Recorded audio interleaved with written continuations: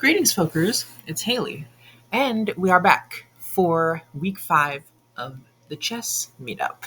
And at the end of the games that I'm will be reviewing, I have an update on the progress of me teaching my uncle how to play chess. Because, of course, he's been coming with me to these meetings, or at least he's missed the past 2 weeks, but he came to the ones before that. And he is definitely showing some signs of improvement. So I think it would be interesting to go through the game that we played a couple days ago. But first, let's get to the heart of the matter, how I did this week in the meetup. And as usual, as most things go in life, it was a mixed bag. I won a couple, I lost a couple, but there is a distinct theme to my games this week. And that is me losing by making a simple mistake at some point. Like, I play a very good game, I get the opening into a good position, and then I make a simple mistake, and I just lose. And when my opponents lose, it's because I played an opening that they didn't know how to respond against, and I just took advantage of that. And that's how I won my games this week. So, without further ado, let's dive on into the first game. And this is against an opponent that I've never played before. His name's Gary. I play the white pieces. And we start the game off with the new opening that I've been preparing for this week, pawn to b4. Let's hit the review real quick. Pawn to b4. This is known as the Polish opening, or the Sokolski opening, named after Sokolski, the player who played it, and he was probably Polish. Like, I haven't really looked fully into the history of this opening, but a guy named Sokolski pioneered this opening.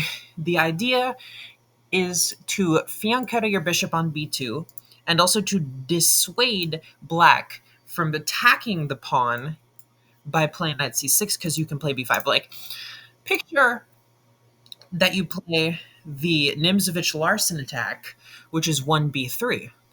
One of black's best responses to that is to just simply develop the knight out to c6, and you can't attack it with the pawn because you would just take. If you go b4, you would just take, but in this position, if knight c6, you just get kicked out immediately, and the knight gets chased. So that's kind of why you play b4 instead of b3.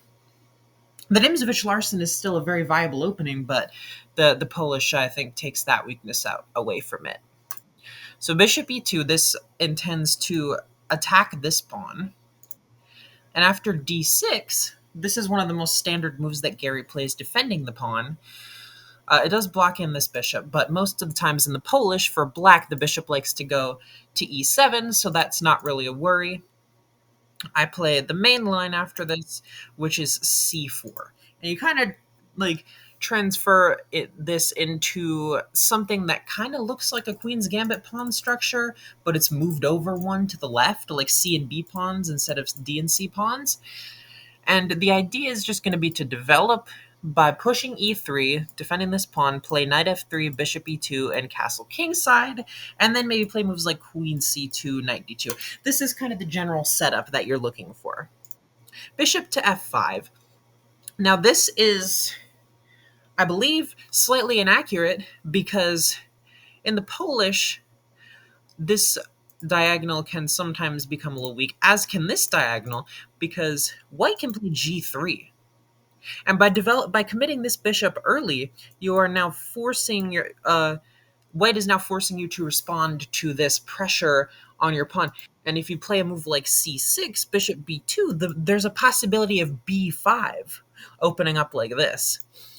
That's a weakness. That's why normally in chess, a good principle to follow is develop your knights before your bishops, because you're pretty sure that you want your knights to go here and here. Most times you want your knights to go here and here, sometimes here or here, very rarely on the edges of the board. You don't really know where your bishops want to go until the position develops more.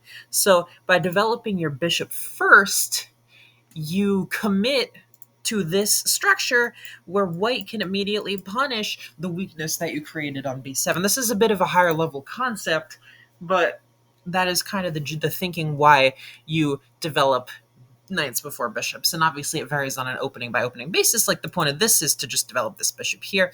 But as you can see, I play e3. I because this is like the general move that you play. I didn't quite notice it because I was just like, oh, if I play g3, it's just going to play c6, bishop g2, and b5 is like very well defended. So I didn't really see any like good follow up to a g3 bishop g2. So I just played e3, and then he takes like this is the add another like opening sin to the counter because you have one active piece developed.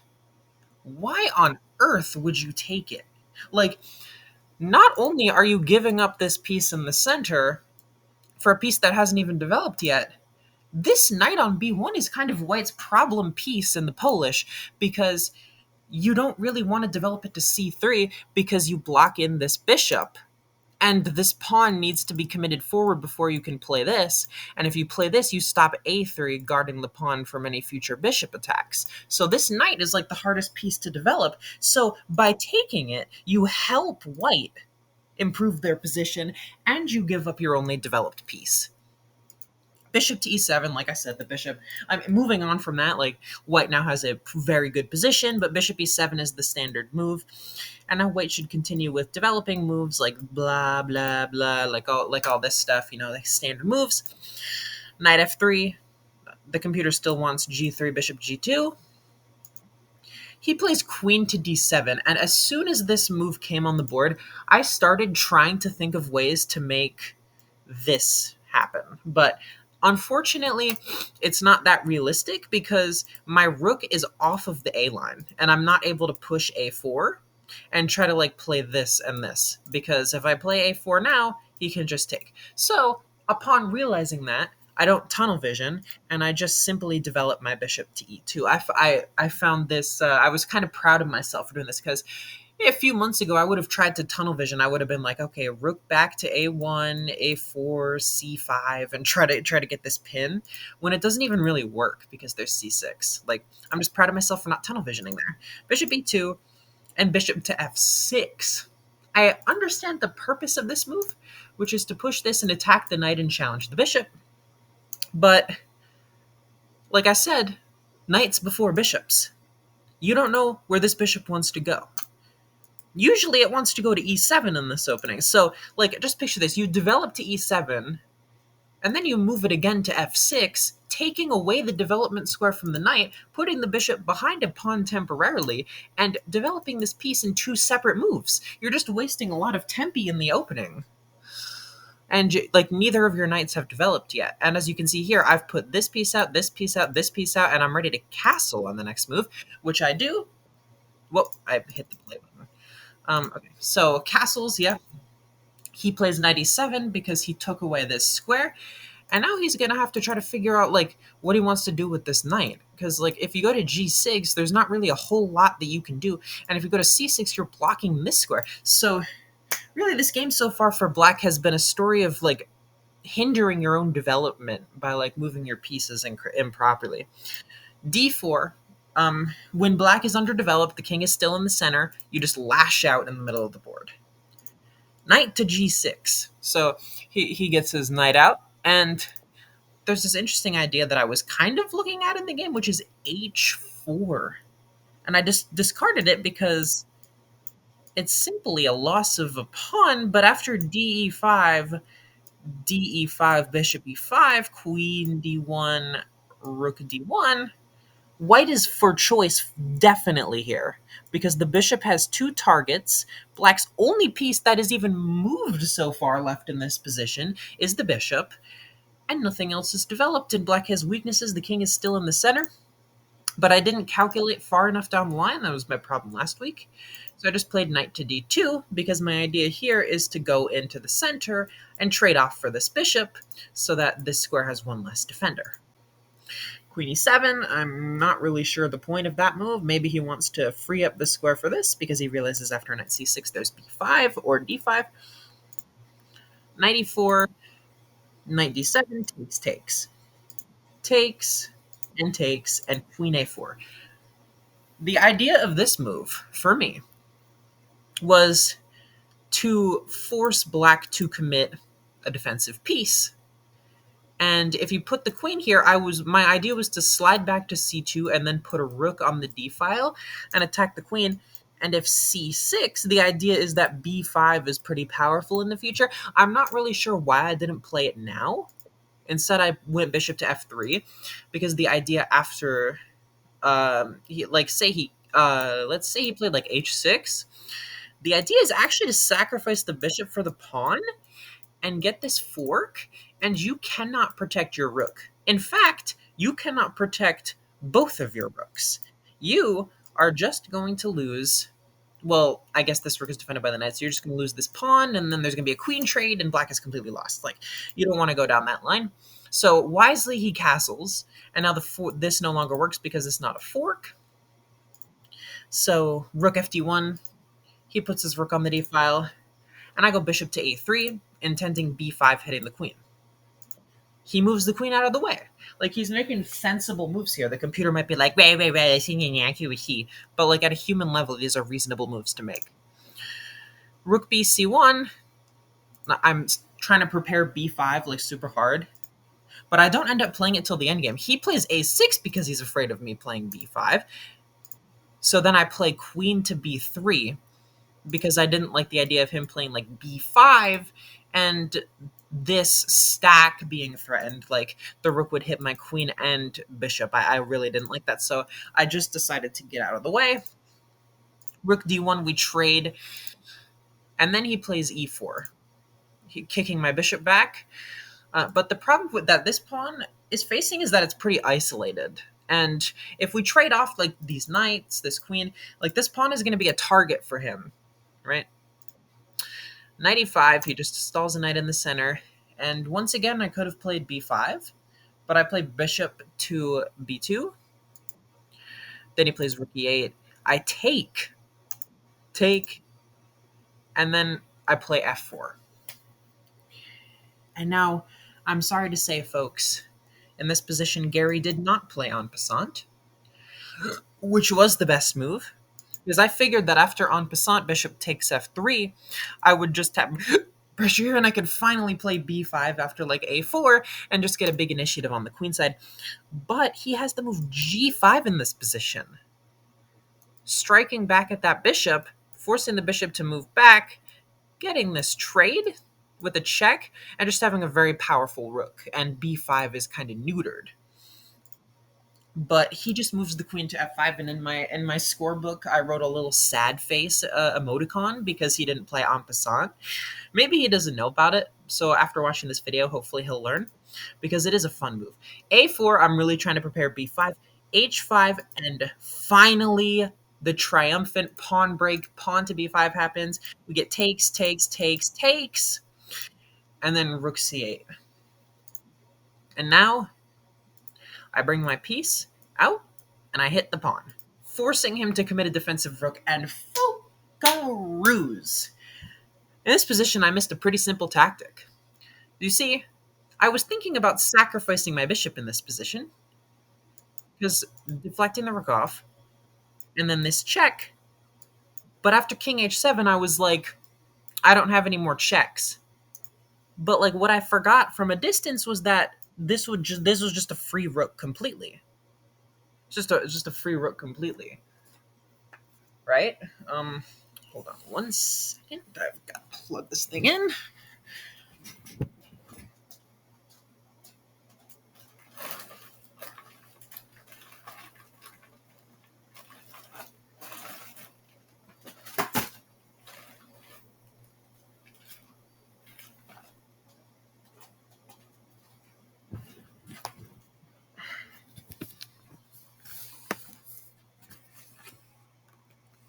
Yeah. Okay. So yeah, what I forgot from a distance was that the queen hit the rook, and that I would just be winning a rook. So I was like, oh, I have no more follow-up checks, so I'm not going to do it. So I play bishop to d5. I play bishop to d5, hitting b7. And yeah, he was basically drawing the game after playing queen to c8 and defending this, because I really have no targets. He's stopping my pawn. I can't take the isolated pawn. I can't invade with my rook. I have no pawn play on the king side. Like, this is just a pretty deadlocked position. But he plays b6, and the reason this is a bad move is because like he stops his pawn momentum over here. He doesn't bring his queen back to defend, and once again I have this tactic which I didn't see. Instead, I want to try to like bring my queen up and maybe hit this pawn like this. Knight g4, obviously looking for the triple fork, and I play queen to d4, hitting the pawn. And then in this position, he makes a horrific blunder by playing king to h7. And I am very disappointed to say that I did not find this. I found it a move later, but I didn't find it in this position for some reason. I had like some sort of blind spot, and I was like, ooh, me take free pawn. But then he could have played like knight f6 and hit my bishop and then forced me to back up and then like brought his rook over. And he could have at least gained the initiative back, but after g5, queen c6, trying to set this back up, he could have played rook d8. And if I take this, it's checkmate in one because the knight blocks f2. So I would have had to play h3 to chase the knight back. After knight f6, I would have had to play bishop b3 and trade rooks and go into this endgame, which is kind of uncomfortable. But after queen c6, he takes! He ignores the fork again, and I finally snatch it up. King g7 takes, rook d6. I sacrifice the bishop because I do this, and he can't protect the knight with the king, and it's just forced checkmate. And that's how that game ended.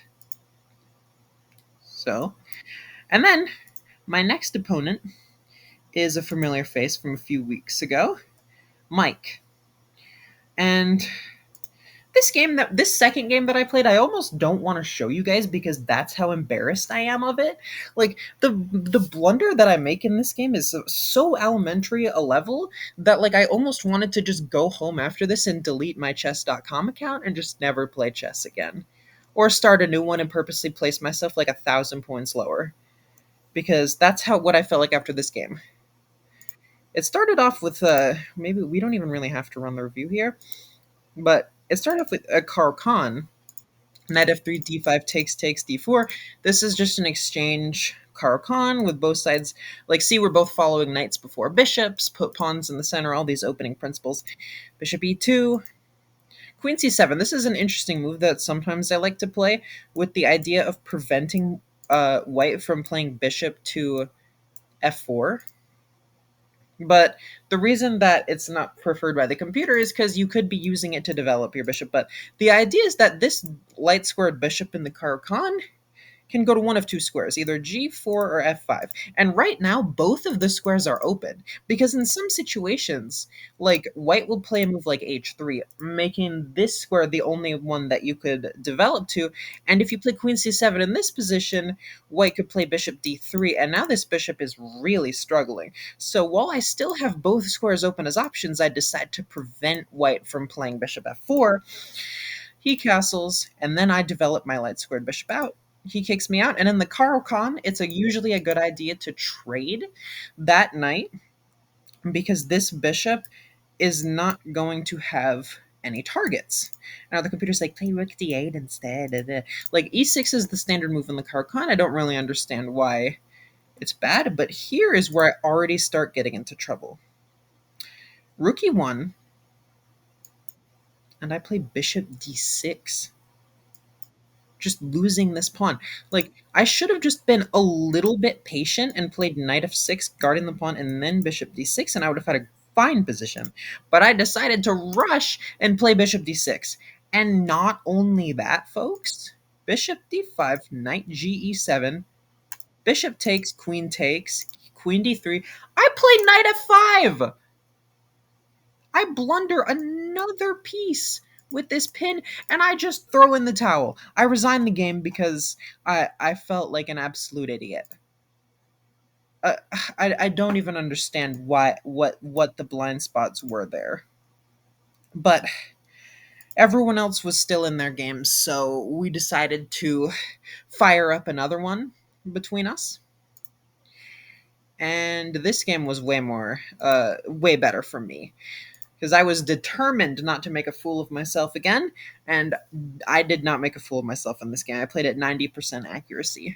So e4, e5. Instead of going for a Caro Kann, I play e5, and after knight f3, most people would just play a move like knight c6 or d6 or maybe even knight f6.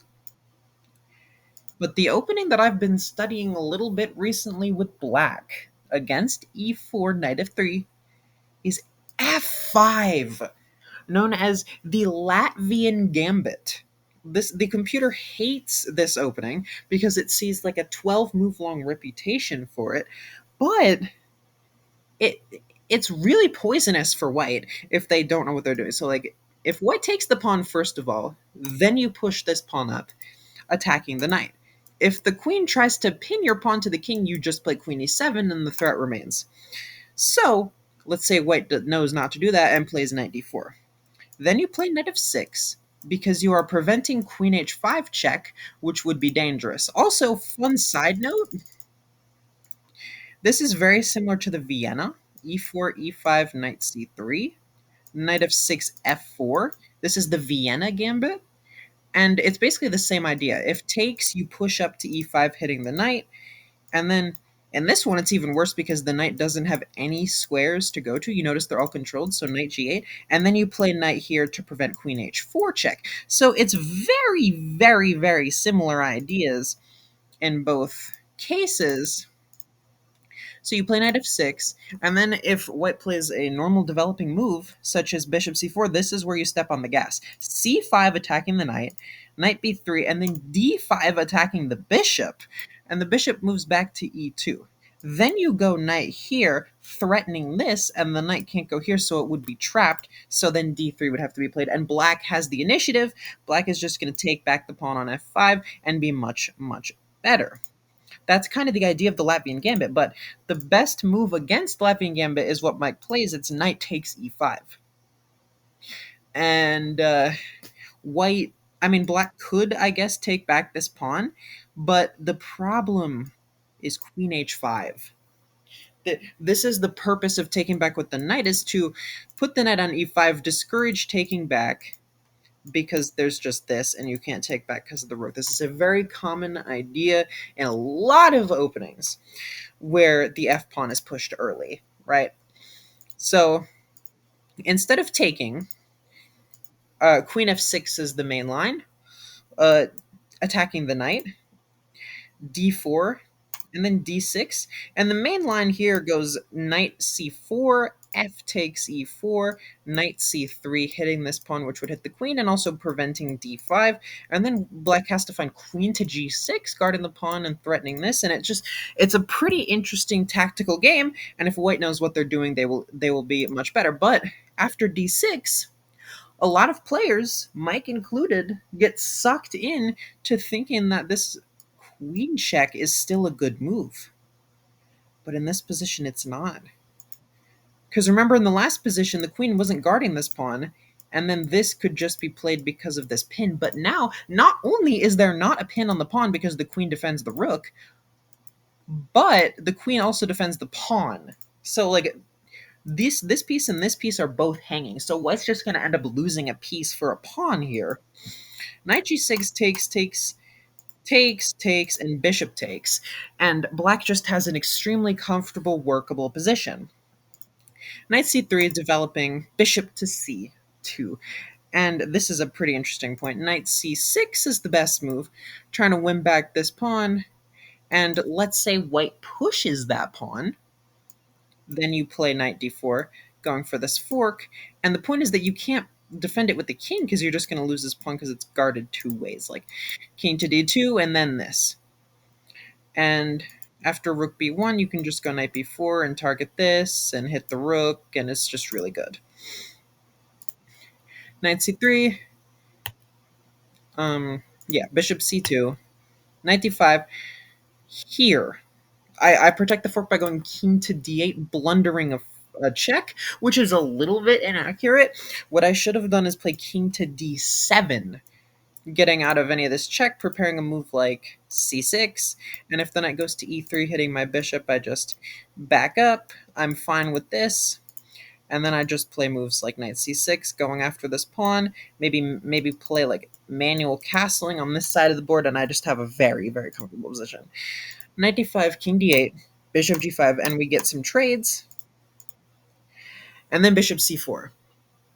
He plays bishop c4, kind of like actively pointing over here. But the move he should have played in this position to equalize, this is an insane line, is king to d2. This move equalizes due to the following continuation. Hitting your bishop, so you have to go back. Then the move is rook to e1, double attacking this knight. Black defends the knight. Then the move is pawn to g4. And you're like, well, just take the pawn, right? Rook takes e7, sacrificing a rook for a minor piece, creating a pin, and then playing bishop to g2, which is in and of itself a multi-purpose move. This move goes after this pawn, which would trap the rook, and also prepares this rook to rotate. And after a move like knight to c6, blocking this and defending the rook, just simply rook to e1, and white is preparing to play bishop takes c6. And black has to be very accurate in defending this. This is an insane line that I am so glad he did not find, because there's no way I would have been able to pick myself out of that situation without having some help. Knight c6, I go after the pawn. Okay, things are a lot more calm now. Bishop takes, king takes, because the more pieces being traded off the board, I want to get my king more active. Castles, knight takes d4. Yeah, he's just starting to drop pawns pretty casually here. Like, I kind of in this position, like at this point was suspecting like maybe he felt bad for me after that first game and he was like taking it easy against me. Like, I hope that's not the case, but maybe he was just tired or something. I don't know. But like I suspected that he might be taking it easy on me. Rook, which I hope wasn't the case, because I really hate it when people take it easy against me after I lose, because I obviously want to improve. Rook ac1, just pressuring this, disallowing the knight from moving, but I just simply bring my rook to the e-file, initiate a trade, and then after h3, because like the idea is that if the rook ever moves off the back rank, there's back rank checkmate, right? Like, let's say like this would not happen, but after rook takes c2, I calculated not to take this, but after this, bishop f1, I calculated here, here, here, but I completely forgot that this could take this. But the point is that the back rank is weak, so he plays h3. Maybe he was also afraid of that. 92 check, forcing the trade, and I just have a dominant rook protecting this. His rook is completely shut off from the game. His king is also cut off. Pawn to b4, bishop a4. I'm trying to reroute here, putting pressure on g2, also hitting a2. So he pushes, and I go here, threatening a trade of rooks, which would just completely end the game because it's just bishop versus nothing. Being here, boom, rook c3. I do this, and then he plays rook to g3. He's defending for now, but like I have so many targets, and I can easily defend by this, and like creating an untouchable pair here with bishop and pawn guarding each other so that the rook can't take. b5, rook a2, I just put pressure on this, he plays this. c6, I get rid of this pawn, I get my king more active, I'm just going to walk over here, take this, and then push this pawn to victory, while making sure these pawns don't move. h5, g takes, and in this position he resigned. Like, he just blundered a ton of pawns in the middle game and end game, and I just really hope that he wasn't taking it easy on me. Like, I do not, but like, anyways, that was a good game. Like, I played at 90% accuracy. I can't really complain too much. And then we get into this final game that I played there versus Ray, another opponent, which this is the first time that I played him. And boy, did I underestimate this guy. I at first thought he was like one of the lower to like slightly under average skilled players there. But oh boy, did he demonstrate to me that that was not the case. Because I play my Polish opening. He plays knight f6, bishop b2, e6. This is one of the main lines. This is like playing the Indian defense against e4, but just against the Polish, opening this up but not committing the pawn to the center to be traded. And I already make a mistake in move order. Like, these are just simple mistakes that I am making. Pawn to e3. Like I said before, pawn to e3 is like one of the more common moves. You're trying to play c4. You're trying to expand in the center. The main move in this position, like this was my prep coming in. I can't believe I forgot it. My prep in this position was b5, stopping the knight from going forward. And if a6, then a4, and takes. And then if black played something like And then if black played something like d5, I would then play e3, c4, and knight f3, bishop e2. This was my prep, but I messed up the move order in a way that I just hang this pawn. But you may be like, well, isn't that kind of the point of the Polish defense? Like, let's say on move 2, this happens. Yeah, the reason this is okay is because you are now targeting this, and black has to respond to that. But now, not only is there no pawn that I can take back, but this is also protected and protected by that. So I just lost a pawn for 0 compensation just because I messed up the move order. I played a3 now. He was kind to me during the game. He said, like, I know this is a gambit, and it's not a gambit. I just messed up my move order. But I play a3, bishop e7, and c4. I'm just expanding. I might play d4. I might play knight f3, bishop e2. I might play queen c2, knight d2. c5, taking equal share of queenside / center space. Knight f3. He plays knight c6, developing the knight. And I should have played d4. I don't really like d4 in the Polish a lot of times because if he doesn't take, I just kind of block in my bishop. But in this position, the best move for him is to take, and then I'm supposed to take with my knight, and then take with the queen. And if he castles, there's threats of like g4, g5, and mate. I did not see this. But knight c6, bishop e2. I just usually in the Polish like to get castled before I open up the center, which sometimes isn't good, especially in this position because I lost a pawn. Rook to b8, and the intentions are clear. He wants to expand on the queen side with his pawns. Queen to c2, h6, and d3. I just kind of fix my structure in preparation for b5. He plays a6, knight d2, and here comes b5. And now, when your opponent is attacking you on the flank in chess, a very principled thing to do is to strike back in the middle of the board, to sort of just create play on a different part of the board. C takes d4, c takes b5, a takes b5, knight takes d4, knight takes d4, knight takes d4, bishop takes d4, and this is a pretty favorable continuation for white because you can double stack the c-file, you have an active bishop, and this is an isolated targetable pawn for black, and they're a little bit underdeveloped.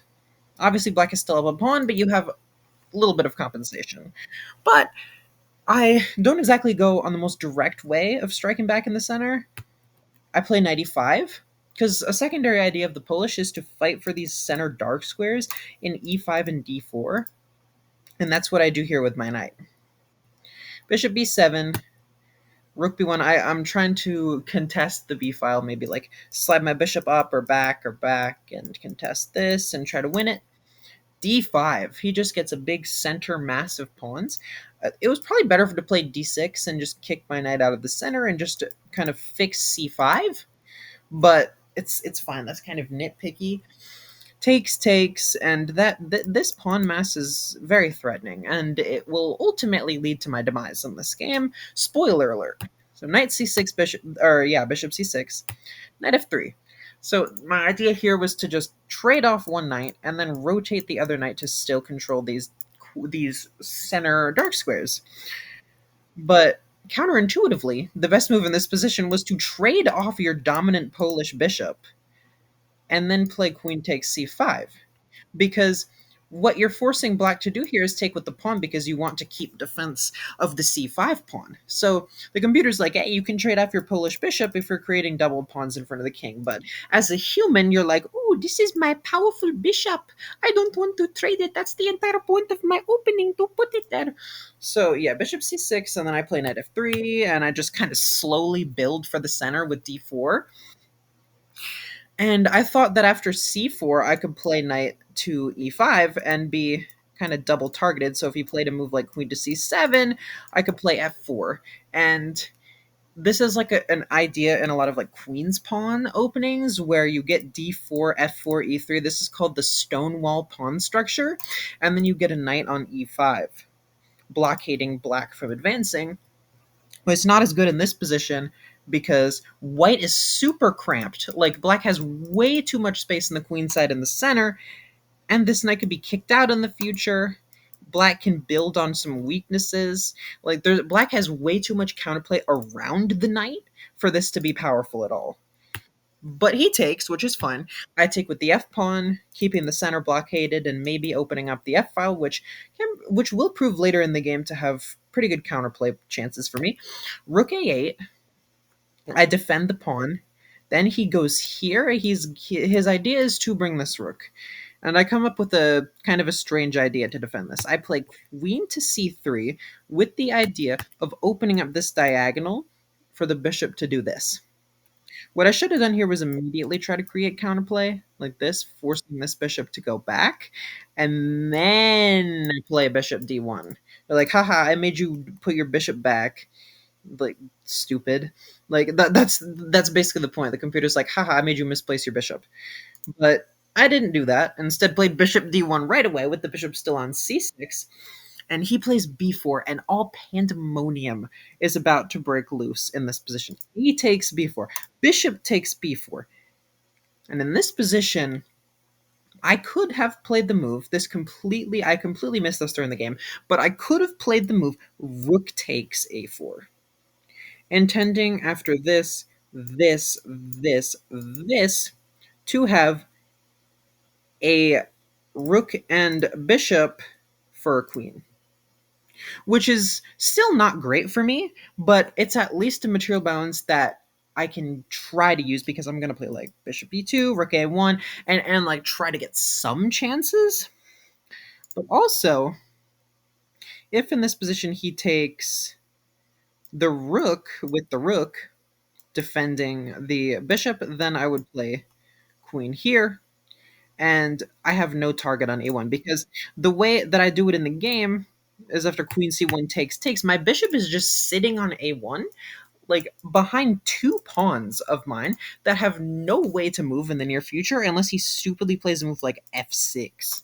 Like that bishop is just in like Narnia, like kind of looking over at the pawns being like, hey, I see you guys, but can you please get out of the way?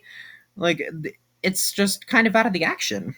Queen a5, double attacking the bishop, and I play bishop h5 because I clear double defense of this, and I double target this. And then he plays bishop to e8, going back to defend.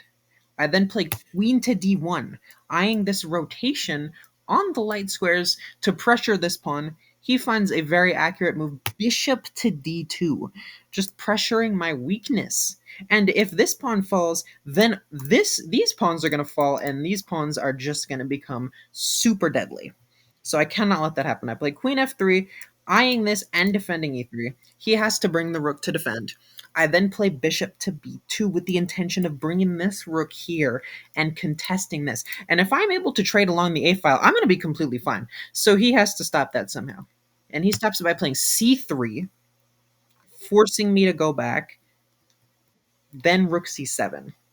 What he should have done here is he should have played bishop takes c1. He should have played bishop takes c1 because now this pawn, his promotion square, is here, which is not guarded by any of my pieces besides the rook. But the way he did it in the game was he allowed this, and now his promotion square is covered by a bunch of my pieces. So it's going to be a little bit more difficult for him to promote the pawn. Rook d1, and now there's this common idea rook here, but since I have guard on it, I don't have to take and allow a promotion. I could just play moves like king f2 and try to bring my queen around to maybe win this pawn. And if you're asking like why didn't I put do this, then it's because rook takes d1, king takes queen here, here, here, here, and here is just checkmate. So that's I calculate. I saw that in exact continuation in the game, which is why I played king queen e2. Rook there, defending the pawn, and now I was also thinking about doing this in the game, like finding another way to infiltrate, but I just really, really didn't see a lot that he could do. Like he could play like rook b2, and if I play like queen a8, then he could go king f8 and defend, and I still have to answer for, I still have to answer for this rook and this king over here. It's just really uncomfortable. But I play h4 because I'm like, he can't make any progress over here. He can't get the pawn through, so I'm just gonna play h4, g4, try to like push. But then I played g4, and this was the final nail in the coffin because I just, you know, buried my own bishop alive to keep the death analogy going. G6. And even if I play this takes, like he was talking out loud to himself here. He was like, takes, check. This is fine. King h7, promote, pin. This is fine. Yeah, king f3 with the idea of bringing the queen around and threatening what looks to be an unstoppable checkmate. He finds one of the only moves, d8 queen, with a check and an attack on the queen, and it's just game over. So I played a pretty decent game. I obviously had a bad position from basically the start because I quote unquote gambited a pawn. But I feel like I defended myself pretty well until that end game. And now let's get to uh the special last game of this video, which is the game that me and my uncle played. And oh boy, if you check out this accuracy, I did not play too well. So there's a lot of learning moments from this as well. Now, we get another Polish. This is, this is the opening that I've been working on. Knight c6. And we talked about this, right? The reason you can't play knight c6 against the Polish is because of b5. But this is actually a variation. And the idea of it is to go to a5, and if white tries to play moves like this and this to attack the knight, then you play d5, locking in the knight with the queen and taking a fair share of the center. But I don't think my uncle knew that. I think he just played knight c6, being like, I'm going to attack the pawn, but then forgetting it could come forward and attack him. So that happens, and then there. And remember what I said earlier about me not liking the move d4 in a lot of instances because I don't want my bishop to be blockaded in by a pawn? Well, I do the same thing here. And that actually walks into the move knight c4, which equalizes for black. Because there's only one way to protect this bishop from being traded is to play this, taking away the development square from the knight. So that's a little bit inaccurate by me, but he doesn't find that. Instead, he plays f6, which defends the knight. And honestly, I could probably just take this because this is horrible weakness near the king. But yeah, anyway, the wait, hold on, d5, e3, bishop b2. Like, yeah, like if we just look this down further here, he plays d5. Like if I have to go here, he plays d5. I attack the knight, he goes back, and then by the time I slide my bishop back to create a development square, he's able to take the pawn, go back, and then just build a center with this and like bishop out, and like the black is better here. But f6, e3, he plays e6. I then play c4 because I'm looking to build my center. I should have just taken and then played like queen here because after boom, boom, boom, boom, boom, I hit the rook.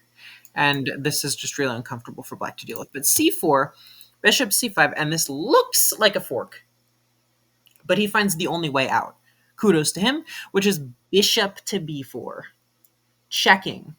And there's no way for me to block with a pawn. Like, for instance, if this happened and there was a pawn on c3, if there was a pawn on c2 able to move up, then it wouldn't work because both pieces would still be hanging, but he can get out of it and then move the knight back. Like, this is already a sign of improvement from him.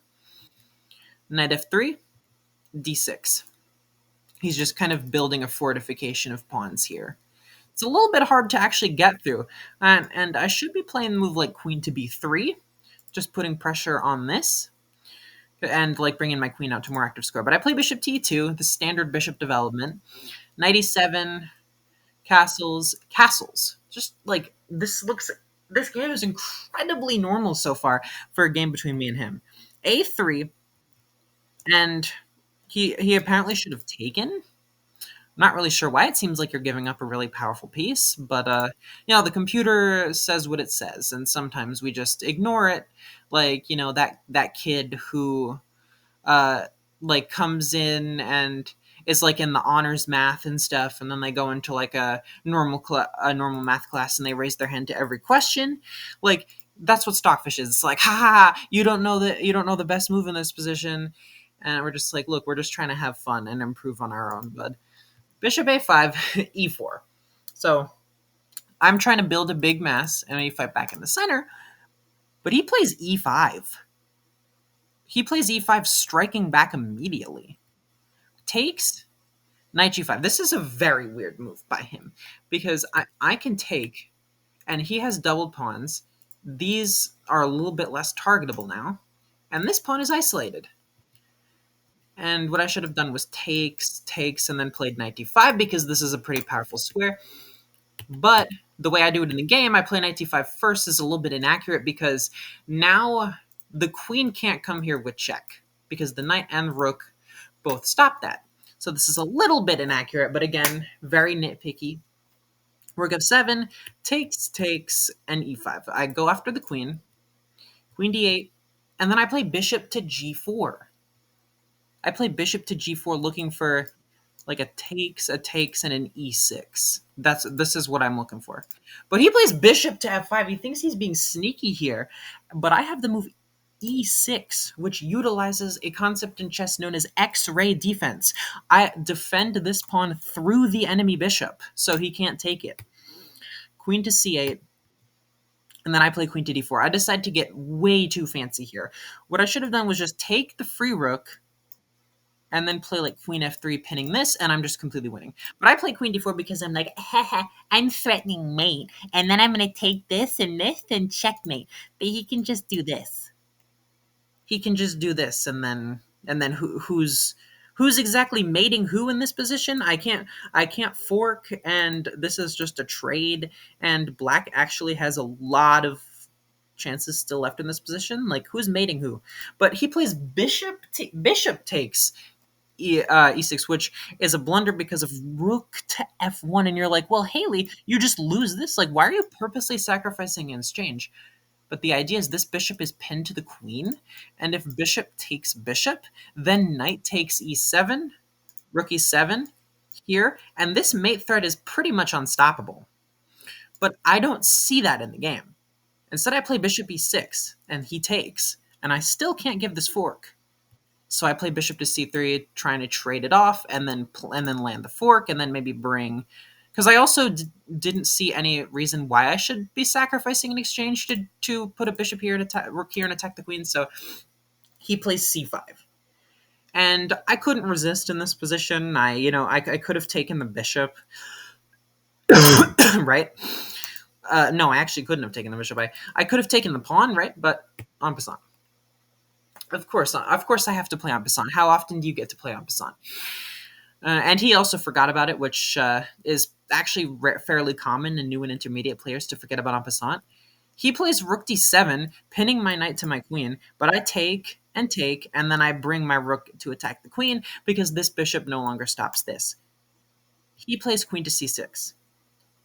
And like the very simple way to win a rook here for a piece is to just do this, but I flipped the move order around.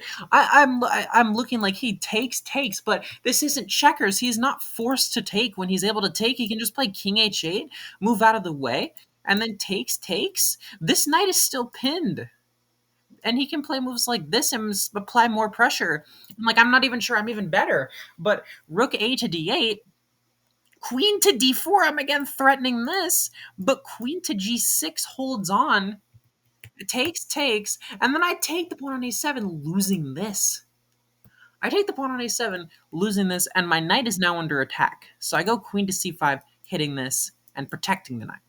But it's an even game. It's an even game if he plays queen to e6, double attacking this, right? And I have to find like this, pinning this to the queen, and it's like all ridiculous lines like this. So queen c5, he plays knight e5. I thought he could have played knight d6, getting in the way. He could have played queen e6, getting in the way, but he plays knight e5, and there's just that. This doesn't work because knight protects the rook, which is probably why he played that move, but here, and I finally convert on that exchange.